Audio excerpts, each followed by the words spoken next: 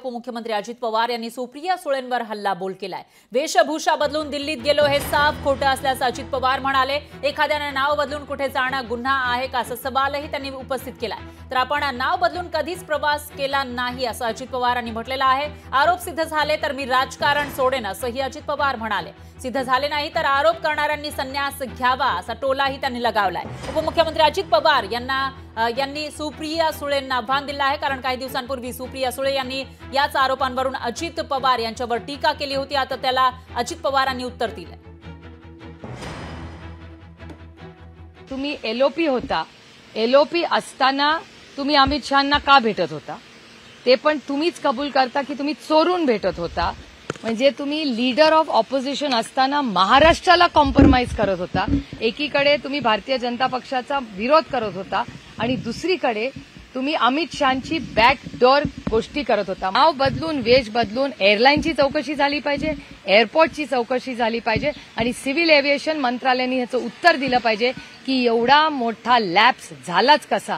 हा आज अजित पवार अमित शहांना भेटायला येत होते, उद्या कुठली तरी टेररिस्ट येईल, त्याची जबाबदारी कोण घेणार? एवढा लॅप्स आहे। अजित पवारांनी मधल्या काळामध्ये जो निर्णय घेतला त्याबद्दल अजित पवार वेश बदलून दिल्लीला जायचे, दादांत खोट आहे। अजित पवार नाव बदलून गेले। मी राज्याचा 35 वर्ष, काही काळ मी खासदार राहिलोय, काही काळ मी आमदार राहिलोय, काही काळ मी राज्यमंत्री राहिलोय, काही काळ मी विरोधी पक्ष नेता राहिलोय, काही काळ मी उपमुख्यमंत्री राहिलोय। एक जबाबदारी मला पण कळते। एखाद्याने स्वतःचं नाव बदलून जाणं हा पण गुन्हा आहे। त्याच्या संदर्भात सगळीकडे सीसीटीव्ही कॅमेरे आहेत आणि खुशाल काही पण बडबडतात।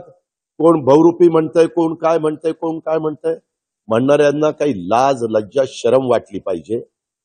दादांत बिनबुडाचे आरोप माझ्यावर हे ते काही करतायत, त्याच्यामध्ये तसोबर देखील तथ्य नाही। मी तेव्हा विरोधी पक्ष नेता होतो, मला समाज ओळखतो।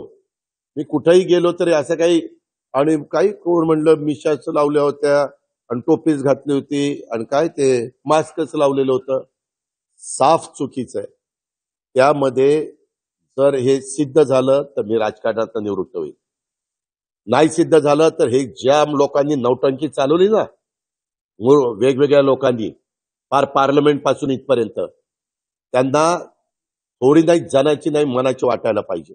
खरं नसेल तर ज्यांनी संसदेमध्ये कुठलाही पुरावा नसताना, कुठलाही काही खरी माहिती जाणून न घेता जे आरोप केलेले आहेत त्यांनी राजकारणात संन्यास घ्यावा।